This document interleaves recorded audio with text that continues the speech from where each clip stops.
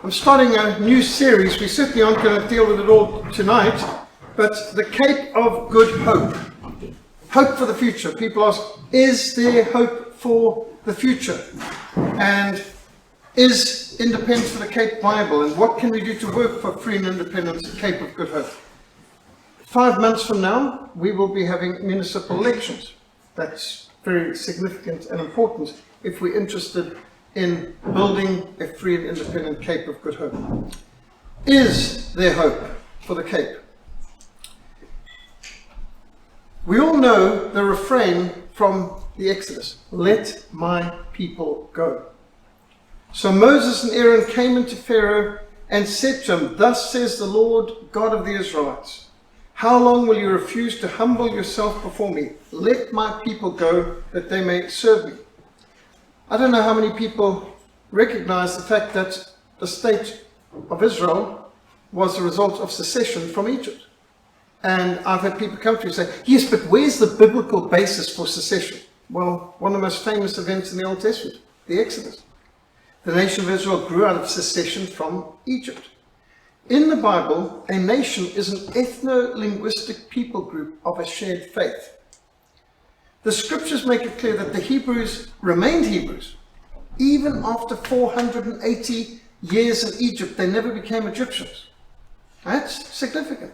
Because today, the whole attitude is, well, a nation is a geographic accident. I mean, whoever happens to be there, even if they're diverse in religion, belief, worldview, culture, language, everything like that, that doesn't matter. And so they've mixed up the idea of what a nation is. But we are not geographic accidents, we're demographic descendants. In 1 Kings 12, we read of the secession of the 10 northern tribes from the United Kingdom of Israel. There were 3 kings of the United Kingdom of Israel. King Saul, King David, and King Solomon. That is the period of the United Kingdom. And that United Kingdom was divided when Solomon's son Rehoboam foolishly dismissed the wise counsel of the elders who had stood before his father Solomon. Instead, Rehoboam chose to rather listen to the irresponsible advice of the young men who had grown up with him. As a result, he arrogantly dismissed the petition of his subjects, and he threatened to tax them even heavier and burden them with even more oppressive laws than they'd ever experienced before. Now, Solomon could have justified some of his taxation. We need all this to build the temple. And the temple was magnificent. It was the most magnificent building in the world. And maybe there was some justification, sacrifice to build the temple. But once the temple was built, it's not like the taxes suddenly went down. Now it started going to opulence of the government.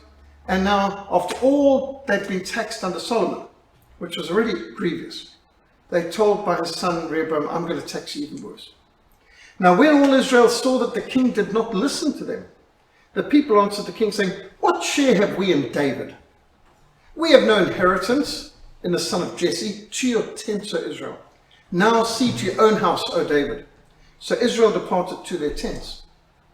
So Israel has been rebelling against the house of David. There was none who followed in the house of David but the tribe of Judah only. And Benjamin actually did join him later. But the 10 northern tribes now became the northern kingdom of Israel, and the southern was called Judah. When King Rehoboam assembled 180,000 warriors to fight against the house of Israel to restore the United Kingdom, God stopped them, declaring this secession was of him. But the word of God came to Shemaiah, the man of God, the prophet, saying, speak to Rehoboam, the son of Solomon, king of Judah, to all the house of Judah and Benjamin, and to the rest of the people, saying, thus says the Lord, you shall not go up, nor fight against your brethren, the children of Israel. It's pretty categorical. Let every man return to his house, for this thing is from me. What thing? The secession, the division, the ending of the United Kingdom, the creation of 2 kingdoms, northern kingdom of Israel, southern kingdom of Judah. This is of me. Therefore they obeyed the word of the Lord, and they turned back according to the word of the Lord. And instead of there being a civil war, there was a peaceful acceptance that this secession was God's will. Interesting. And so after that, Israel goes into the northern kingdom with the capital in Samaria, and the southern kingdom, Judah, with the capital in Jerusalem. The scripture emphasizes that all the families of the nations of the earth are to sing the praises of the Creator in every language and tongue. So Revelation 5 verse 9 says, and they sang a new song saying, you are worthy to take the scroll and to open its seals, for you were slain. And you have redeemed us to God by your blood out of every tribe and tongue and people and nation. Now isn't it interesting? Here we are in heaven. And in heaven, there's still a distinction of every tribe, every language, every nation, every people. And yet the people here on earth who are trying to say that these distinctions don't matter. But these distinctions are significant enough to be mentioned in heaven as part of the glory of God, the diversity of the kingdoms that have submitted to Christ. A nation is an ethno-linguistic people group of a shared faith. Now I say that as a missiologist. This is basic missions 101. You can't just look at the map and say, oh, there's 222 countries in the world. We have a missionary in China, right, that's China. We have a missionary in India, good. Well, there's 1 billion people in India. There's 1,300 language groups in Indonesia.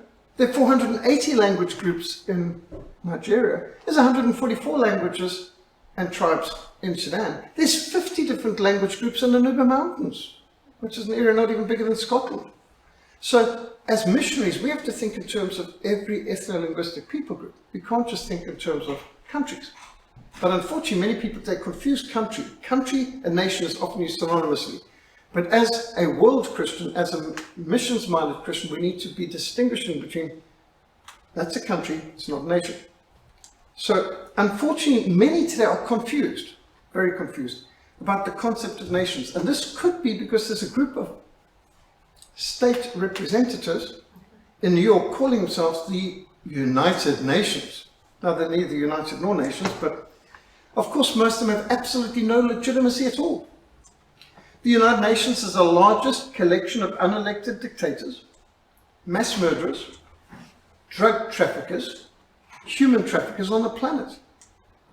Most of them are actually just gangsters with flags and self-awarded medals, by the way. The United States deludes itself that it's one nation, under God, indivisible.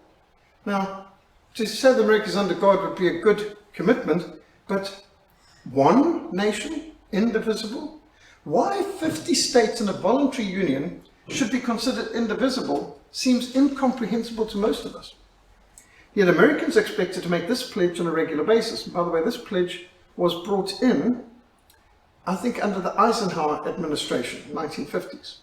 And one wonders why they suddenly needed to put the word indivisible in. Abraham Lincoln waged a ruinous war, the worst war in American history. More Americans died in the war between the states than Americans have died in every other war they fought combined. Over 650,000 people died to preserve the Union, which was meant to be a confederation. Since that war between the states, concluded in 1865, America has become more and more centralized, with central government overruling state governments on such matters as legalized abortion and state-mandated education. And I might say that there's an excellent film that's just been released this year, in April in America, Roe v. Wade, which we're planning to show in a preview for those who are interested at, it's going to be, I think, Tuesday the 8th of June. We're inviting pro-lifers who are interested in previewing it so that they can then help promote to get it into the cinemas in the country. So, how abortion was legalized in America is by a group of criminal deceivers, deceiving and lying and putting lie upon more lie. And in fact, this Roe v. Wade, which is told from the perspective of the person who is at the epicenter of it, the head of NARAL, the National Association for the Repeal of Abortion Legislation, Dr. Bernard Nathanson, an abortionist who killed 70,000 babies as an abortionist, who organized the whole scam, admitted he lied about everything and sucked out of his thumb the statistics they were using on the evening news. And it was known by the media that they were lying, but they were doing it for a good cause, they believed. And this was the central government telling all the local governments in America, 36 states in America had abortion as illegal, like Texas. And now the federal government came and said, you can't make laws protecting babies in your own state. Now that's a result of Lincoln. By the way, this picture is interesting. Do you recognize the character standing there? That's Fidel Castro, the cigar smoker himself. Uncle Fidel is coming here to lay a wreath on behalf of the Communist Party of Cuba before the idol of Lincoln in this temple. In this temple, as in the hearts of the people, for whom he saved the Union. The memory of Abraham Lincoln is enshrined forever. I mean, saved, hearts, forever, temple. Seriously, religious terminology here. But just reminding us of the fact that Abraham Lincoln is a patron saint of the Communist Party of the United States of America and of the Communist Party of Cuba and many other places too.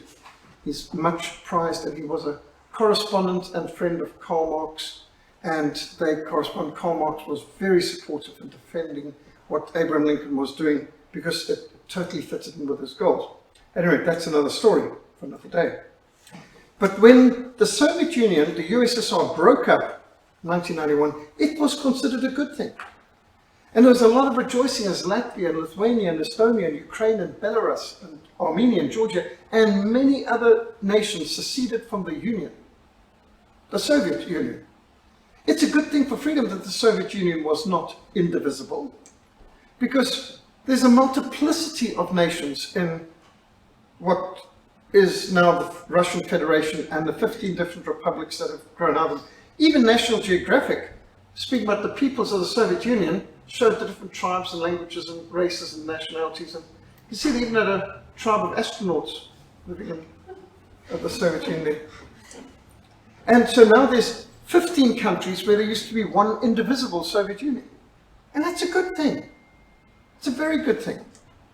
And Russia is the stronger for it, that it's not ruling a massive empire that includes all these countries like Kazakhstan and Kyrgyzstan and Turkmenistan and Uzbekistan.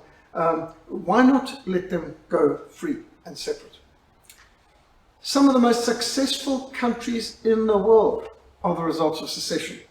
Exhibit A, Switzerland, seceded from Austria in 1291. Now you all should know of the story of William Tell. Their independence was inspired by the expert marksmanship of William Tell, who was a real person. He refused to bow before the hat of Albert Gesler, which was raised on a pole in the market square of Altdorf. And when William Tell refused to humble himself in front of this leader, Gesler's cruel wrath mixed with curiosity to test William Tell's legendary marksmanship with his crossbow, ordered him to shoot an apple off his son's head with a crossbow bolt. I mean, what a disgusting, cruel punishment to any father. And yet, so good was William Tell with his crossbow that he could dare to do it, and he succeeded in splitting the apple with his arrow, saving the life of both his son and himself. And then Gesler asked, "Why have you ready 2 arrows?" Because after shooting the one, well, it's not an arrow, it's actually a bolt. Hence the term, you shot your bolt. Crossbow shoot bolts. And William Tell stated, "If I'd missed with the first, I would not have missed with the second in your own heart." And Gesler was enraged and considered that to be insubordination, sedition or something, and he is arrested and taken by boat across Lake Lucerne to Kuznach, where he would spend the rest of his life in a dungeon. Now, a fierce storm enabled William Tell to get close enough to the shore that he escaped, taking his crossbow with him, where he later ambushed and killed Gesler with an arrow. And this launched the young Confederacy Secession from Austrian rule. The first 3 cantons which formed the Swiss Confederation in 1291 were Schwyz, Uri, and Unterwalden. The oldest republic in the world, Switzerland, now consists of 26 cantons, sovereign, independent microstates.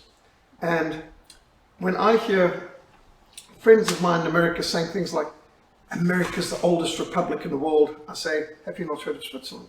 When I hear people saying, "America's the freest country that ever was or is in the world today," and I said, "You should visit Switzerland. They're a lot freer than you are." And there's a lot of things that the people in America seem to think that they're the oldest, the greatest, and all the rest. But interestingly enough, at the beginning of the First World War, the American military intelligence sent a major to do a study of Europe because they thought we might get involved in this war. And the report came back famously that the French army trained their riflemen at 40 yards range. The targets were 40 yards away from the rifleman. 40 yards.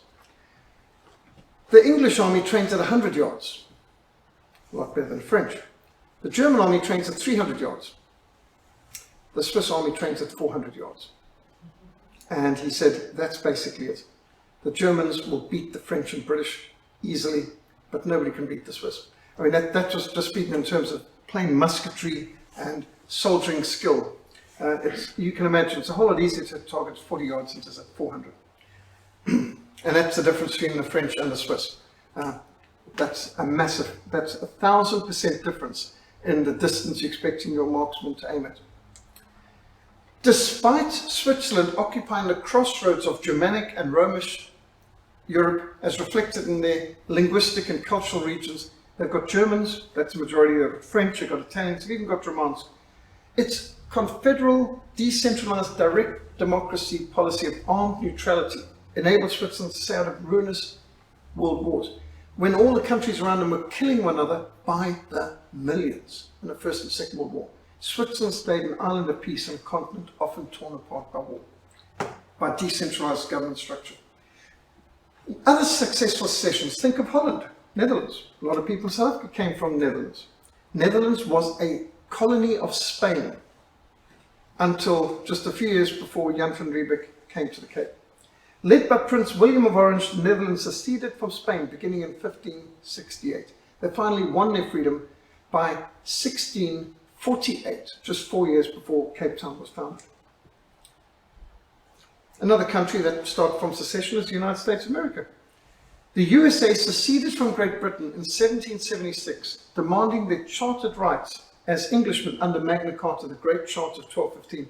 The 13 colonies constitute themselves as the United States of America, with the Declaration of Independence, 4th of July, 1776.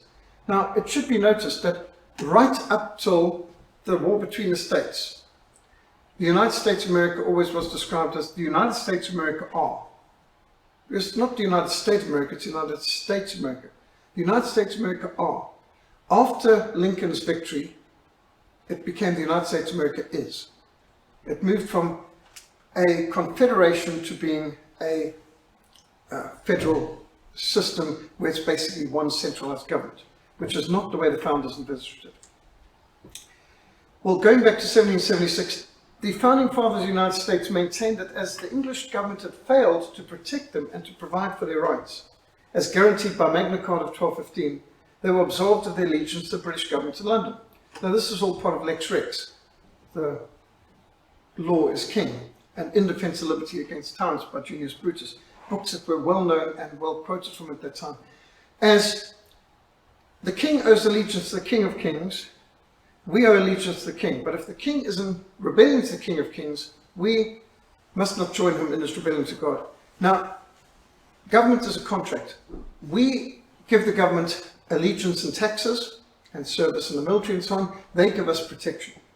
Now, if the government fails to serve and to protect its citizens, the citizens are alleviated of any obligation of loyalty to government. If the government won't keep their side of the contract, then we don't need. For example, if you have to pay rates and taxes, then the government must fix the roads and see the electricity and the plumbing and everything works, and they've got to protect you from crime and all that. Now, if the government fails to do that, why are we paying our rates and taxes? And so you get tax revolts, and this is all part of the kind of principle which is spelled out in Magna Carta, Lex Rex, In Defense of Liberty Against Tyrants, and which the Americans asserted with their War of Independence against Great Britain in 1776 and following. Belgium seceded from Netherlands in 1830. Originally, Netherlands included what today is Belgium, which is why probably Afrikaans is so much closer to Vlaams, which is in Belgium, than Netherlands. And it could be that Afrikaans is more Afrika-Vlaams, because you go to Belgium today and you hear a person speaking Vlaams, you will be able to understand them and communicate with them quite well. A fair bit harder in Netherlands, although there's similarities. Texas seceded from Mexico in 1836. Remember the Alamo. The Battle of the Alamo in 1836 was a pivotal event in the War of Independence for Texas. and the cruelty and arbitrary lawlessness of President Antonio Lopez de Santa Anna. I've always found it amazing when you come across a spur in Cape Town called the Santa Anna Spur. Do they not know who Santa Anna was? He's not exactly the good guy. You know, you might as well have the Mountie Tin Spur or something. It's just, Santa Anna was bad, very bad. I mean, and here you've meant to have this Texan-like spur restaurant. You've got one called the Santa Anna. Well, this led to other Texans rising up and defeating the Mexican army at the Battle of San Jacinto, 21st April 1836, securing the independence of Texas from Mexico. So Texas seceded from Mexico, and they are the one state in the Union of the United States that made a provision as well when they joined expressly. They have the right to secede at any time, and a lot of them are thinking this is a good idea at the moment. Nicaragua seceded from Guatemala in 1838. Norway seceded from Sweden in 1905. I mean, it's a lifetime of my grandfather. It's not that long ago. In fact, very recently, there was Norway celebrating its 100th anniversary of their country, becoming an independent country. Prince Carl of Denmark was unanimously elected king by the Norwegian parliament, the first king of a fully independent Norway in over 500 years. He took the name of Håkon VII. Now, Håkon was one of the great Vikings who, therefore, many descendants, many other kings were named Håkon.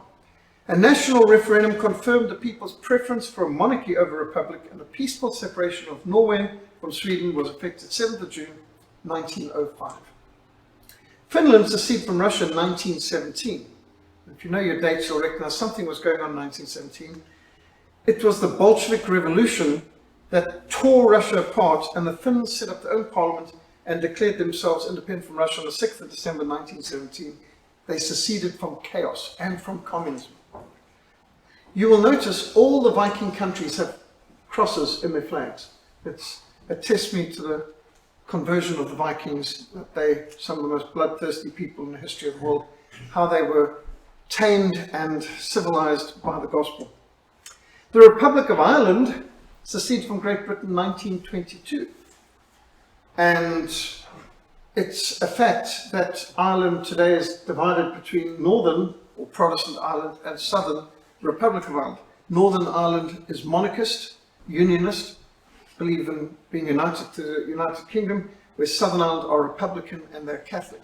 And so again, you've got a secession based on religion, probably primarily, in the fact that the Catholics in Ireland did not want to be part of a Protestant Britain. And the Protestants in Northern Ireland did not want to be part of a Catholic Southern Ireland Republic. And in fact, there were two secessions. Ireland seceded from Britain, and Britain was happy to give the whole of Ireland, north as well, away.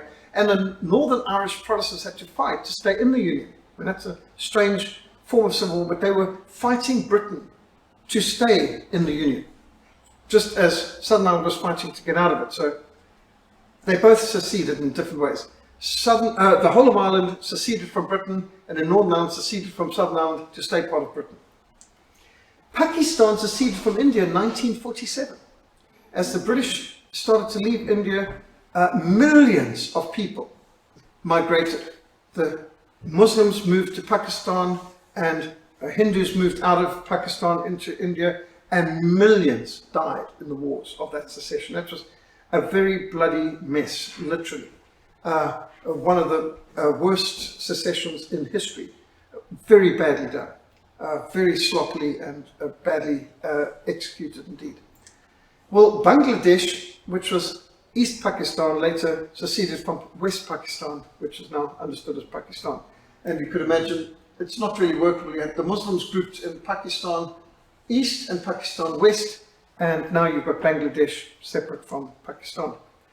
Taiwan, this island off the coast of mainland China, seceded from China in 1949. As the communists seized control of mainland China, the nationalists seceded from mainland China. Now, not that mainland China accepts it, and right now there's a lot of bullying and attempts to pressure them, but right now Taiwan is one of the richest, most effective free market economies in the world. In fact, our mission has had many a Bible printed in Taiwan because they print them cheaper, more effectively, and so on, then we can get done in Africa at 1/5 the price. Singapore, which is also a place we've regularly got Bibles printed because they can undercut everyone else in cost, they seceded from Malaysia in 1965. Now, Singapore was just a swamp. Malaya became independent in 1957 from Britain, became Malaysia when it incorporated Sarawak and Sabah, but then Singapore peacefully seceded from Malaysia in 1965. Singapore was a very unpromising swamp, and it was turned one of the most potent economic powerhouses in Asia. I haven't been there, but Laura has, and she said it's clean, efficient, well run, and it's a phenomenal example. So much so that Helen Ziller got into great trouble when she pointed out that Singapore used to be a colony and they're not whinging about it. They're just getting ahead with free market and they're doing much better than we are. And why can't we follow? And I thought she'd commit the unspeakable sin by mentioning something like that. But what she said was common sense and true reality. Most people forget that Namibia was an integral part of South Africa. It was our fifth province. We'd played provincial rugby and all the rest of it between it. And Namibia seceded from South Africa in 1990. And actually, they're doing better than we are. On any level you want to look at, it's a lot more stable a country, a lot lower crime rate and all the rest of it. So Namibia is doing well, and Namibia's got a fraction of the population the Western Cape has. Now, as a missionary for over 39 years, who's concentrated on serving persecuted Christians and restricted access countries, I've traveled in 42 countries and I've worked in 38 countries across 4 continents. And this included throughout Eastern Europe, behind the Iron Curtain during the Cold War, everywhere from Poland and East Germany and north through Czechoslovakia and Hungary and Romania and Bulgaria and through Yugoslavia down to Albania. So I got to see Eastern Europe even before the Iron Curtain came down.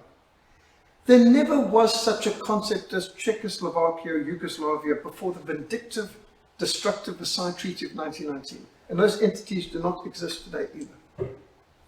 They were bad ideas from the beginning. Free and independent nations have broken away from those empires. Yugoslavia, meaning the land of the South Slavs, included Slovenia and Croatia, definitely not Slavic, but were formerly part of Austrian culture, an Austrian empire with Germanic language and culture. However, this fragile political entity called Yugoslavia was composed of 6 republics, 5 nationalities, 4 languages, 3 major religions, 2 alphabets, but only 1 political party, the Communist Party under Bronze Tito from 1945 to 1989.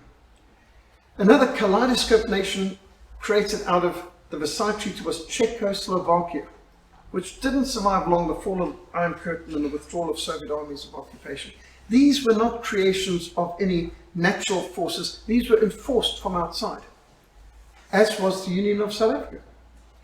Nobody chose the Union of South Africa. The British government forced it on. Nobody had a referendum to choose. Transvaal, Free State were bludgeoned into it, and the Cape and Natal were just ordered into it. We were never asked, do we want to be part of this shotgun marriage with the Union of South Africa? The Union of South Africa was imposed by the British Empire. Why must we stick in what the Rothschilds wanted long after its purpose has passed?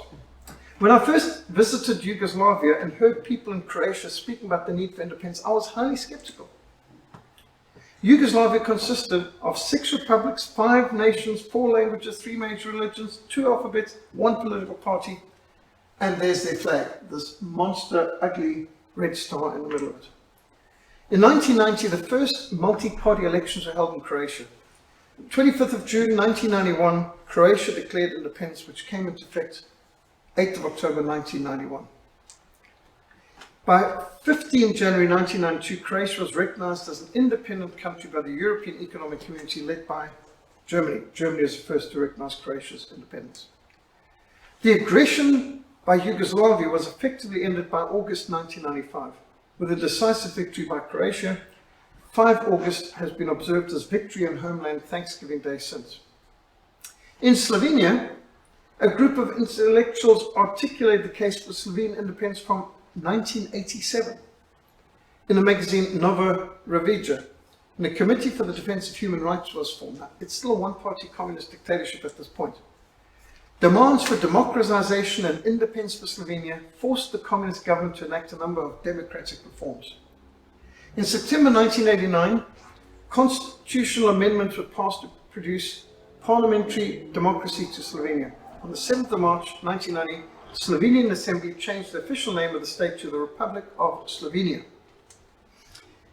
April 1990, the first democratic elections in Slovenia took place, first ever. 23rd December 1990, more than 88% of the electorate voted in a referendum for sovereign independent Slovenia. And they declared their independence 25th of June 1991. The Yugoslav People's Army invaded 27th of June 1991, which led to the 10-day war, also called the 9-day war, but 9 or 10-day war, it was over very quick.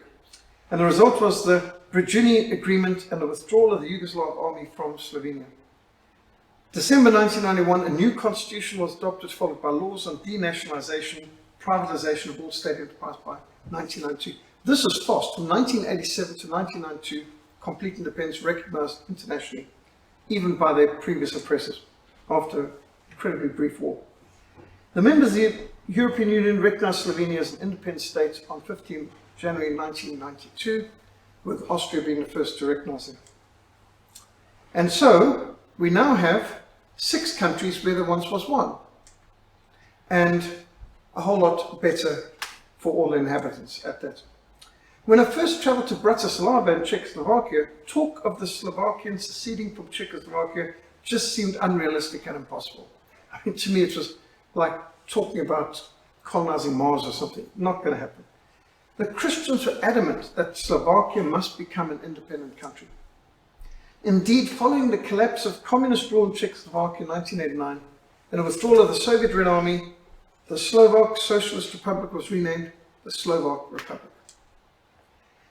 17th of June 1992, Slovakia declared itself a sovereign state, meaning that its laws took precedence over those of the federal government. Throughout the autumn of 1992, negotiations with the Czech federal government resulted in a vote 31st of December 1992 to dissolve Czechoslovakia. The Slovak Republic and the Czech Republic went their separate ways after 1st of January 1993.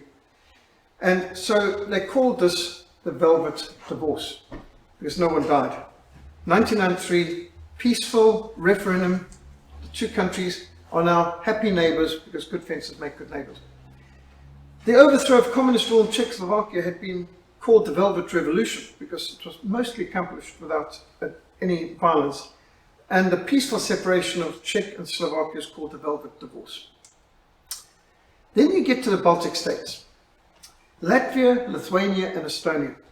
3 Baltic states which were occupied over the centuries by Sweden, which was once a superpower, Poland, which was once a very aggressive state, and Russia, of course. The Republic of Latvia was established 18 November 1918 when it seceded from the Soviet Union, just like Finland had done.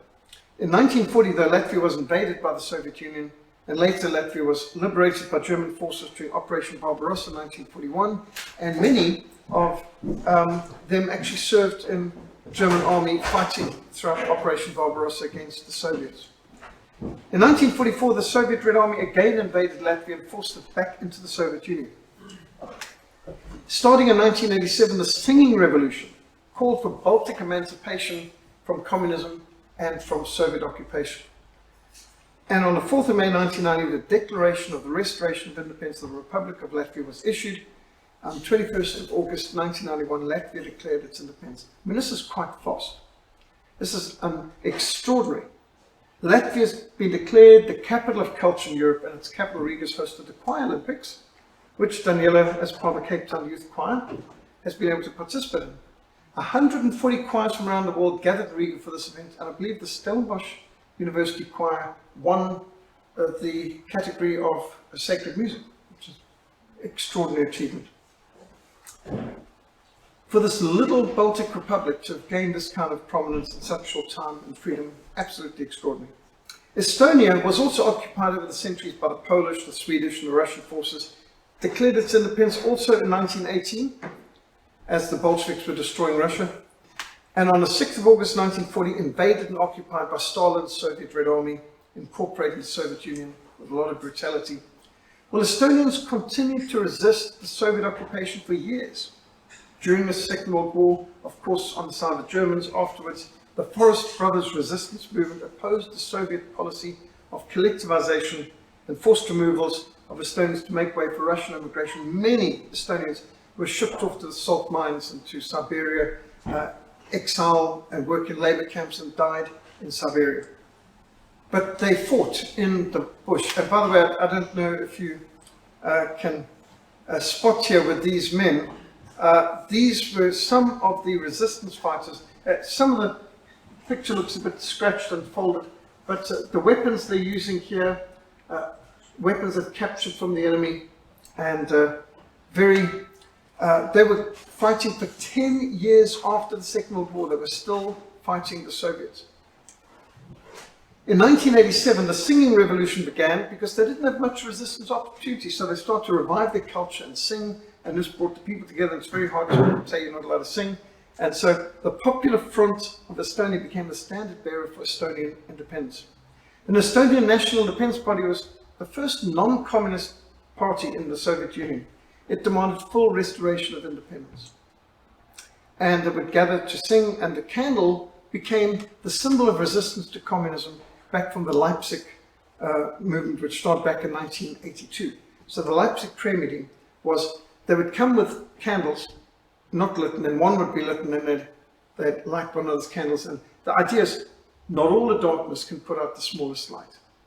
Light is more powerful than darkness. Truth is more powerful than lies and error. And that communism is darkness, it's lies, it cannot survive simple light. A simple candle is more powerful than all the darkness. And so you'll see there, this is a sign of the protest throughout the whole of Eastern Europe, especially it started in Leipzig, but here in Estonia, Latvia, Lithuania, they use the candles a lot. Estonia never joined the USSR. I mean, this was not a marriage. As I said, this is a rape. Estonia wants freedom from an abusive government. On the 16th of November 1988, the Estonian Supreme Soviet issued a sovereignty declaration asserting the primacy of Estonian laws over Soviet Union laws.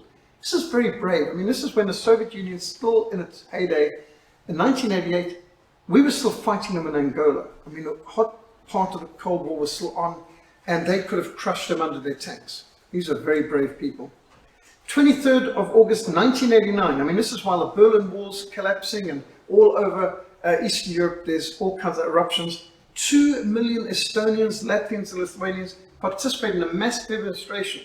We have a life chain. Well, they had a Baltic Way human chain with 2 million people across 3 republics. So you can see the line of the Baltic chain. Along the side of the road, see the nice old cars from Ladas and Moskoviches back from it looks like they're made in 1950s, but these would be 1980s cars, that's 1980. And demanded restorations. Singing and peaceful protest was their way. In 1990, the Congress of Estonia was formed as a representative body of Estonian citizens, and in March 1991, a referendum was held where 77% of voters supported independence. You wonder what on earth was wrong with the other 33%. A Moscow coup attempt was exposed and resisted, and Estonia declared its restoration of independence 20th of August 1990, which is now a national holiday in Estonia. The last units of the Red Army only left Estonia in 1994, so they continued to act as an independent country even while the Red Army was occupying them, and it took a few years before the Russians said, you know, we might as well just leave, we're not wanted here anymore. And they got the message, ultimately.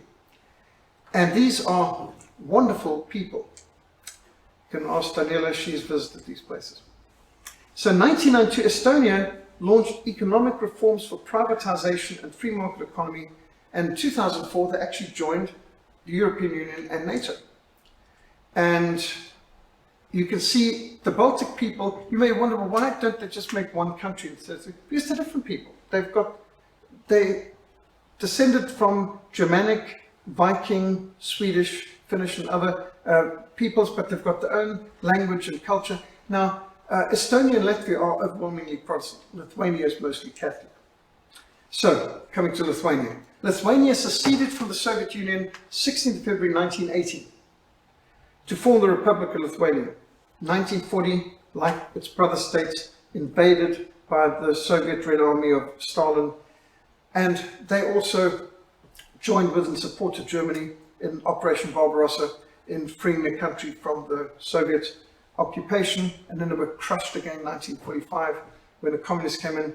On 11th of March 1990, a year before the formal dissolution of the Soviet Union, Lithuania became the first Baltic republic to declare itself independent. 11th of March 1990, a full year before the dissolution, Lithuania became the first state to declare independence. And so at that point, the Supreme Council announced the restoration of the independence, and on 28th of March, the Soviet Union imposed an economic blockade in Lithuania. This blockade lasted 74 days. But Lithuania stood firm. You can imagine, total lockdown, nothing allowed to be imported, exported, border frozen, but the people stood firm. And the Soviet Union attempted a coup in Lithuania. They stormed the Seimas Palace, and the Lithuanians vigorously defended their council, inspired other Soviet republics to secede from the Union. So they did a very brave, bold work of resistance. You can see the people are resisting the Soviet tanks. P-76 is coming in there. Shortly after 11th of February 1991, the Parliament of Iceland voted to confirm Iceland's 1922 recognition of Lithuanian independence. They said, we don't need to recognize them. Our recognition of 1922 stands in effect. We never formally recognized the Soviet Union's occupation of Lithuania. And what it takes for independence to work in terms of international laws, you need one other sovereignly recognized country to recognize the independence of that country. And so Iceland was effectively the first to say, to be brave enough to say, Lithuania is independent, sending our ambassador over. And that started domino effects. Others, most people aren't willing to be the first, but they might be willing to follow. Iceland stated full diplomatic relations should be re-established as soon as possible. On the 25th of October 1992, the citizens of Lithuania voted in a referendum to adopt their new constitution. So these are the three states. You've got Lithuania, Latvia, Estonia. 31st of August 1993, the last units of the Russian army finally withdrew from Lithuanian territory. It took them a while to get the message, but finally they left peacefully. Since 2004, Lithuania has become a member of NATO and the European Union, and these are others who've joined the European Union since Cyprus and Malta, and of course we've mentioned many of these others, but Hungary was another story. Well, since 1995, I've been involved in a campaign for South Sudan's independence. From 1995 to 2002, I conducted 27 missions into Sudan, delivering 500,000 Bibles and books in 24 languages throughout South Sudan and the Nuba Mountains. And during this time, I had at least 1,200 meetings in South Sudan, another 1,000 meetings, TV and radio programs internationally to campaign for Sudan's independence. And this involved writing the book Faith and Defiant Sudan, and the third edition is 3 times the size of the first edition, which came out in 1996. I brought in filmmakers like Pat Matrician of Jeremiah Films. He produced Sudan in the Holocaust, Terrorism and Persecution, and assisted Samaritans to produce their first films on Sudan, which helped them establish the hospital pioneered by Dr. Fraser in Lui. Now, initially, even the leaders of the Sudanese People's Liberation Army, the SPLA, were skeptical that the map could ever be redrawn, as the African Union had resisted all changes to the borders delineated in the Berlin Conference of 1884 to 1885. I strenuously argued with Colonel John Garang, this man second from the left here. He is the leader and founder of the SPLA, and with Commander Silva Kiir, the man third from left, who is now, by the way, the president of South Sudan. But at that time, he was second commander of the SPLA, and they argued it'll never happen. It's not possible. All we can hope for is autonomy. We can't ever get independence. And I argued with them that only independence for South Sudan could secure their freedom and their future. They would just be a oppressed black Christian minority in an Arab Muslim country unless they redraw the map. And redraw the map to South Sudan where they are a majority. Where blacks and Christians are the majority, otherwise they'll be just oppressed by the Muslim Arabs. You have to redraw the map for the sake of peace. And I argued this with them, and they were, it'll never happen. It's not possible. Berlin Conference, maps never been redrawn. The African Union will never accept it. Missionaries had actually pleaded with Great Britain in 1955, do not include the black Christians and animists of South Sudan into an Arab-ruled Sudan. They made suggestions, incorporate Equatoria into Kenya or Uganda, but to no avail. From the very first day of independence, so the 1st of January 1956, even as the British were bringing down their flag and the Sydneys were putting their flag up, the war was in full swing between a Muslim North and a Christian South.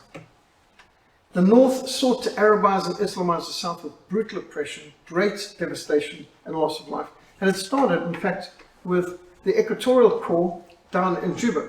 Equatorial Corps was ordered to bring in your weapons and stack them in the armory, and to get onto the train unarmed and go to the north. And they said, we know you Arabs.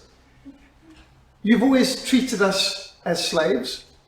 We're the guardians of the South. We're not handing in our rifles. And we're not going to get in any train to go to the north. And that's when the war started. And one of my friends up there, Canon Reuben, he was Equatorial Corps at the time. He still has his cap from Equatorial Corps. They said, we fired the first shots of the war. We killed the Arab officers and started Ananya 1, or the War for Independence that started in 1955, actually. That's even before the British had totally left. Because, in fact, they said at independence, when the British left, of the 800 officials running South Sudan, 796 were Muslim Arabs from the north. There were only 4 blacks, and they were all Muslims too, mind you, from the south. We were being colonized in our own country. We were not even allowed to have our own representatives, district commissioners, police chiefs, the whole lot. And so the war started right there. The Arabs immediately, Friday's the day of rest, Sunday's the day for school and the markets and so on, and Arabic's the language, you're not allowed to speak your own language and things like this. And it was just vicious war. And I showed from Sudan's history and from the teachings of Islam why the only way to be free of Sharia law and Arab oppression is to fight for independence and sovereignty of South Sudan and the Nuba Mountains. Although they were highly skeptical that this was at all possible, today South Sudan is an independent country, recognized internationally. And Silver Keir, standing in the middle here with the red beret next to me, at that point in 2001, he was still arguing with me, it'll never happen. Well, 10 years later, he was president of South Sudan. And Silver Keir has been its president since 9th of July 2011. And the theme of that independence campaign was, let my people go. And the symbol was for secession, a hand up, enough, a black hand, enough of the Arabs. And this was in 2005, they had the referendum on whether we'd get independence. And the people voted overwhelmingly. It was in the 89% for independence. And it's the sign that they voted. And so this is the polling stations for the referendum in 2005. And 2011, because they wanted a cooling off period of 6 years before independence would actually happen to allow for, and it was mostly peaceful and so on. And so this is the scene in Juba, independence. This, by the way, is a Mi-8 Hip helicopter, same kind of helicopter I was captured in Mozambique in 1989, Soviet manufacture. And the Sudanese love their crosses. And these are some of the war veterans. Now, these are real veterans who fought a real war without legs, amputees, who've lost limbs to the landmines and the fighting at the time. And I never saw them like this in this kind of uniform when I was there, let alone with gloves. And here's Silver Keir, the president of South Sudan, on Independence Day, and he's wearing this lovely Texan hat. And you wonder where that Texan hat comes from? George Bush Jr. George Bush welcomed Silver Keir to his farm in Texas and gave him his hat, and he wears it like a crown since. And this is the most popular fashion accessory now in South Sudan. All the South Sudan men like to have Texas hats. So this is a whole new culture that's been brought in there. And lifting up their constitution, and to think that, by the way, that's interesting, just behind us, Franklin Graham. And I managed to ambush Franklin Graham to get him involved in this work, because after going to Sudan in 1996, the people had said to me, you must help us with hospital. Now, the first thing they asked for was Bibles, which I brought in from 1995 on. And I said, we need a hospital. There's not a hospital for 8 million people. So man's got those limitations. I'm not medical. What do I know about that? And but I knew Samaritan's Purse. I'd been with them in Rwanda, and I'd seen what's happened in Rwanda, that All the medical groups left. Red Cross, Médecins Sans Frontières, Doctors Without Borders, they're all out left. During the Holocaust Rwanda, the only medical group there was Samaritan's Purse. And I was with them. I was in their hospital that they were cleaning out, putting on overalls, Wellington boots, crawling into the drains and clearing out the body parts. There were 8,000 human corpses in this one hospital in Kigali. And the entire plumbing was clogged. And to break up the congealed blood and to enable the drainage to work, it was a filthy business. And you cannot imagine how many, not thousands, hundreds of thousands of rats there were. Rats everywhere, all big rats bigger than our cats. And there were rats all over, and at night we'd be in this place and they had all kinds of rat traps around, and every now and then you'd hear a rat trap clamp, and there'd be a chair throughout the whole house. And one night I remember this one woman who had a pathological fear of rats, and for some reason she chose the top bunk, thinking the top bunk was the best way to be free of rats. Well, it's the worst place to be, because the rat came through the roof onto this poor American woman, and she woke up screaming, running there thinking she was under attack. Meanwhile, it was only a rat that was nibbling on her. And we'd literally sleep with a mag light and a machete. We'd be batting away rats at night while trying to sleep. Well, I knew Franklin Graham's the man. Let's get Samaritan's Purse into Sudan. So I wrote to his office and I got a polite letter back. Sorry, busy, overcommitted, not possible. So I'm thinking about this, and next thing, what lands on my desk? A beautiful gilt embossed white envelope and openness embossed thing. Here's a card with gilt in it. The Mayor of Cape Town invites you to a prayer breakfast with a special guest speaker will be Franklin Graham. Franklin Graham coming to Cape Town. He's going to speak at an evangelistic rally in Newlands cricket grounds, which my dad used to run. And I've got an invitation to the Mayor's prayer breakfast. Well, what a deal. So I wrote again and I asked for, is there possible to get a meeting with Franklin Graham when he comes to Cape Town and so on? Not possible, overcommitted, so on and so forth. And that's when I got this invitation. So I made sure I was there really early, parked my motorbike right up where the City Hall was, went inside and with my helmet over my arm, and there's Franklin Graham and the mayor standing at the door. And I might have been the first day, and as I shook his hand and said, Franklin Graham, I believe you also motorbike. And he beamed and said, yes, I've got a Harley Davidson. I said, I believe you've also been involved in training chaplains for the Contra rebels in Nicaragua. And he said, yes, I have. I said, I've been doing that with Renamo in Mozambique and UNITA in Angola. Mr. Graham, I've got one question for you. Why is Samaritan's Purse not in Sudan? He was a bit defensive. He said, well, we have been in Sudan. I said, up and now, 4 years ago. And he said, well, we found the people unreliable and we couldn't work with them. I said, you were working with Riek Mashar's crowd. They're surrogates for the Arab government. He said, I didn't know that. I said, I know just the place for you to work, the people who you can trust. In the oldest hospital in southern Sudan, it's abandoned right now, but was planted by the first missionary to South Sudan, Kenneth Fraser. Mr. Graham, give me a team. Let's get Samaritan's Purse in South Sudan. Now, at this point, there's a queue of people lining up behind. So he said, I'll speak to you later. And he did. He came, found my desk, where I was, and he said, this is Mr. Ken Isaacs, he's in charge of my operations team. Explain to him your vision. So I sat down with Ken Isaacs, who initially was hands folded, leaning back, legs crossed, real negative body language. But after a few pictures and stories, he's leaning forward, looking through my photo albums and really interested. Well, 2 days later, I get a phone call saying, Franklin's given the green light. We need you to take our team in 2 days from now. I've got programs, I've got commitments. And he said, Peter, you've got a green light. Go through the intersection. Okay, cancel everything. Off to Kenya, took the team in, and there's a whole lot of amazing things that happened to make it really work. But they came in within weeks after that, and they got set up, and they were there for years. In fact, Franklin Graham said, we never are in any place longer than 6 months. Samaritan's Purse is short term. We seldom commit to more than 3 months. We've never committed to more than 3 months before. We'll commit to 6 months in South Sudan. Well, they were there for 10 years. They performed over 200 operations. And they really made the blind to see with cataract surgery and a whole lot of great things. And at one point I said, so what happened to we never anywhere more than 6 months? And just like 2 years later, he said, well, it's your fault, he says. We've got so much designated funding from the films that were made that we're going to be here for years. In fact, in the end, to get out of Sudan, Samaritan's Purse built over 250 churches for churches that had been bombed, with funds that had been designated for them, because they had to finish the designated money so they could move on to other projects. They had so much it was designated.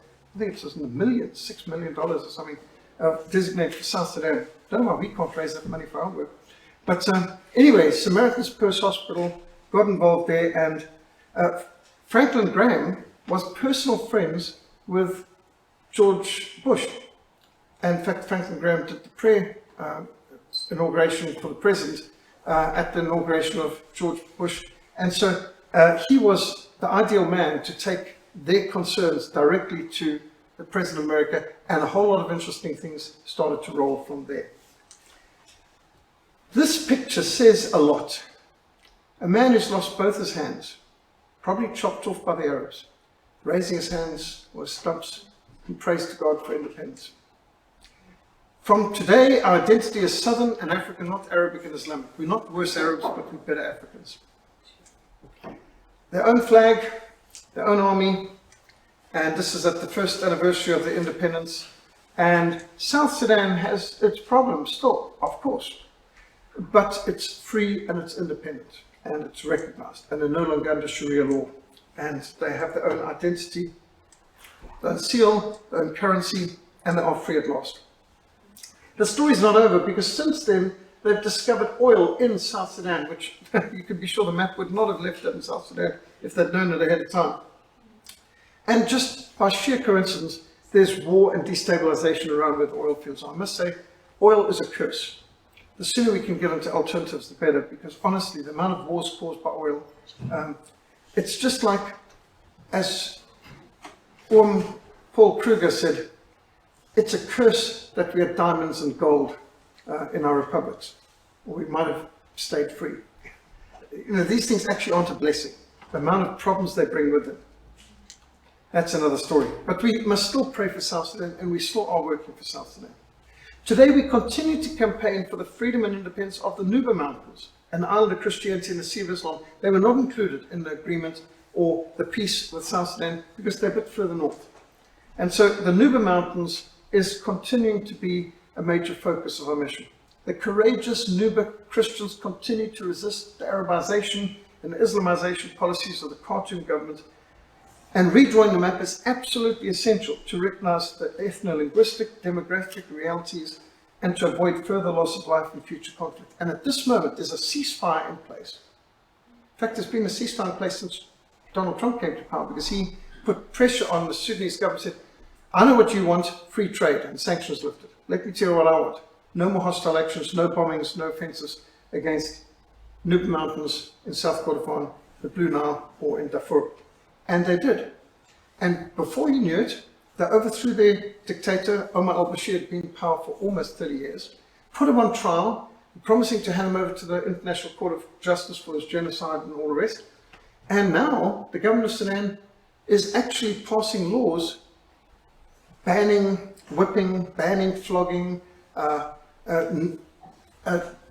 decriminalizing what they call apostasy, where a Muslim would convert to Christianity and so on.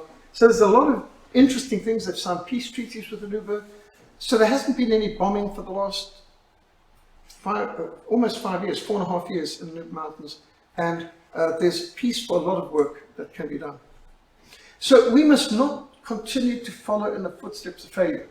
Centralization in a unitary state is as doomed to failure as the Tower of Babel. As you can see, Bruegel's classic portrait of the Tower of Babel, mimicked by the European Union in their poster, Europe, many tongues, one voice. How blatant is that? And even their parliament built like a Tower of Babel, even incomplete with the scaffolding. We need to rather emulate examples of excellence, such as the decentralized model of Switzerland and the free enterprise model of Singapore. The Berlin Conference of 1884 to 1885, also known as the Congo Conference or the West African Conference, sought to avoid conflict by regulating European protectorates and colonies in Africa to effectively eradicate the slave trade and to avoid conflict between European powers. The European powers also gathered at this conference were seeking to prevent rising American, Russian, Japanese encroachments on Africa. They couldn't see far enough to see that China would be doing it, but it wasn't only negative. There was a positive side. They wanted to end the slave trade. They wanted to develop Africa. They wanted to avoid conflict. And to a large extent, they were pretty successful. However, due to lack of information and very incomplete understanding of the realities of Africa, often borders were drawn along lines of longitude and latitude, or utilizing a river. But communities live on both sides of the same river frequently. You know, imagine if you made the Rhine the border, or the Danube the border, or the Mississippi. There's same people on both sides of the river. You can't just make an arbitrary river the border. And so that doubtless wasn't fully realized at the time. However, in my missionary work, it's become clear that the map needs to be redrawn. Half the Shandong people live in Mozambique and speak Portuguese. The other half live in South Africa and speak English. Half the Ivamba people live in Angola, where they've learned Portuguese and they drive on the right-hand side of the road. The other half live in Southwest Africa, Namibia, learning Afrikaans or English, driving on the left-hand side of the road, and in different time zones, despite being north and south of one another. The Chichewa people are divided between Malawi, Zambia, and Mozambique. And you could continue this throughout Africa. The maps do not reflect the geopolitical or the ethno-linguistic realities of Africa. And the greatest conflicts in Africa, like the Biafran Civil War in Nigeria, devastating. Millions of people died in it. In the Congo Wars, something in the region of 12 million people died in the Great Lakes Wars in the 1990s in the Congo. And the long conflict in Sudan. All of this could have been averted if the maps had reflected demographic realities and not forced people to be minorities in their own country, oppressed by other cultures, tribes, or religions. And so you just look at this and you can see there's a massive diversity of people in different parts of Africa. And you can also see how the Western Cape is demographically very different from the rest of Africa. It's inexcusable that since independence, the Organization of African Unity has steadfastly refused to allow maps to be redrawn. Now, the apparent exception is Eritrea, but Eritrea was a separate entity, and they were only forced to be part of Abyssinia after the Second World War, after South Africa helped liberate Abyssinia.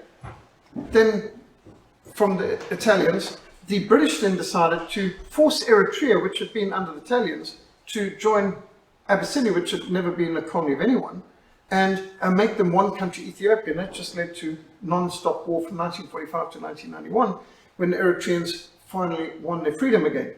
So redrawing the maps and recognizing the independence of South Sudan was a monumentally important precedent. It's not like Eritrea, which was just reverting back to what was the Berlin Conference originally. And so here we are in the Cape.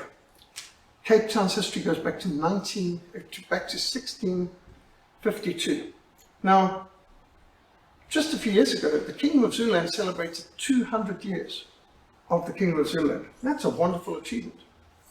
The Cape has got almost 4 centuries history of a unique cultural mix in the Cape. And the oldest building in the Southern Hemisphere is the castle. And it just reminds us, before there was a shack where they today have Joburg or Pretoria, Cape Town was an established entity with a tremendous cultural civilization. We have the oldest windmill in the Southern Hemisphere, dating back to the 1700s. The Cape has got its own culture.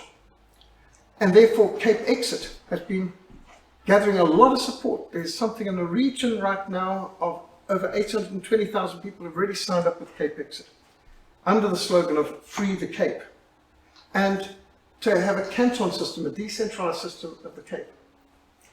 There is a party dedicated to Cape independence, the Cape Party. Don't just hope for a better life, vote for one. And instead of continuing to support the corruption and nepotism that's going on in this city, even from the DA, who can only say that, look, we're better than the ANC. Well, yes, but they're not as good as they should be. You know, next to the ANC, everyone can look good. We deserve better in Cape Town than what the DAs do, or what we call a DANC. And even Elizabeth endorses a fresh approach in our votes. So the Cape Party is running in this upcoming municipal election. That's an opportunity for us to give a vote for independence. I think we should join Cape Exit. We should vote to secede from the communist-controlled ANC. For God has not given us a spirit of fear, but of power and of love and of a sound mind. The Lord is my light and my salvation. Whom shall I fear? The Lord is the strength of my life. Of whom shall I be afraid? Though an army may encamp against me, my heart shall not fear. Though war may arise against me, in this I will be confident. Free the Cape, Cape Exit. And you'll notice outside we have made our stand by flying the Cape Independence Movement flag with the anchor. We sang earlier, we have an anchor. So, any questions, any comments or complaints? Yes? Do you think it's worth making a civil war for this training? No, I think we're long past. I don't think there's any danger of having a civil war. I don't think there's. We're way past that stage in history. If Quebec had voted for independence from Canada a few years ago, there wouldn't have been a war about it. And same with Scotland. Scotland would have gone free if Scotland had voted for independence from Britain. It was fairly close, but the majority voted to stay in the United Kingdom.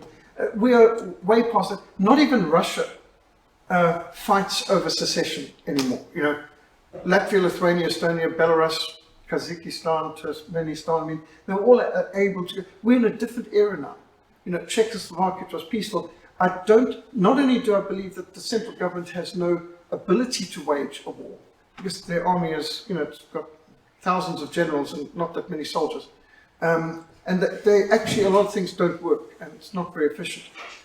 In fact, you know the average age in the South African Army right now? 37. When I was in the Army, the average age was 20. But anyway, obviously things have changed, and the average weight of the average soldier in the South African Army is double what we were when I was in, that's for sure. So I don't believe we're talking about a civil war. If it's done legally, if it's done with obviously the majority support of the population of Western Cape, I believe this can be done peacefully.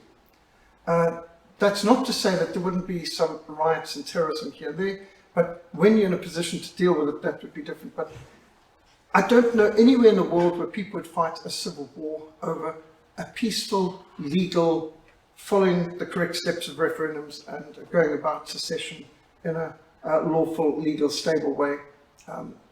It's way past that date. Abraham Lincoln wouldn't get away with what he did back then these days. You can't destroy a country for people peacefully want to go the way. It's just like today, it's accepted that if a woman is abused, she has the right to divorce an abusive husband. And that's what we're basically talking about. We're talking about abusive relationship in this particular situation. So under this situation, we either stay in this abusive relationship or we divorce, and this is what it is. Cape Exit is a divorce. And it's not right for the husband to come and kill the person and her brother and father and cat because they decided to divorce him. You know, we're way past the age where they think that a government's got the right to do that, or that an abusive husband's got the right to do that. Yes? You said another country in the world had to recognize it as a dependent country before it was. Yes. How soon do you think that would happen after you? Well, or how ready? We have some friends. Personally, I can tell you, I believe our best friend and the first country that will recognize our independence is the Netherlands. We have friends right up to the royal family and parliament in the Netherlands. I've spoken to a man who was Speaker of the House of the Netherlands Parliament, who has his master's in writing on the situation in South Africa. In fact, he wrote a book, translated in English, A Minority in Our Own Country. He did his master's thesis on how the Dutch media lied to the Dutch people to have them betray their kith and kin in South Africa into the hands of the communists. And how what's happening to South Africa is what's going to happen to the people in the Netherlands if they don't recognize and reverse this, where you become minority in your own country. And in fact, that's the Freedom Party's position. They strongly against Islamization and so on. They produced the Fitna film and showed what jihad can do, and it just doesn't belong in the Netherlands. So I believe we've got our greatest sympathy right now. And the people who will be the quickest to recognize independence is the Netherlands. Yes, Indonesian. No, could you just explain what happened to Catalonia a few years ago? Right, Catalonia. A lot of people got super excited when they saw Catalonia going for independence. Oh, this is great.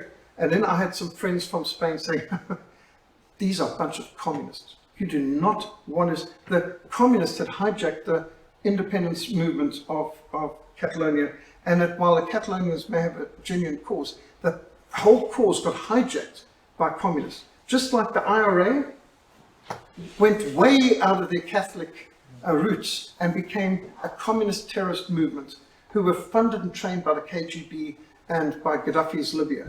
And so the IRA was almost unrecognizable from what Catholic origins they once had. So the Catalonian independence movement was basically a total communist front organization.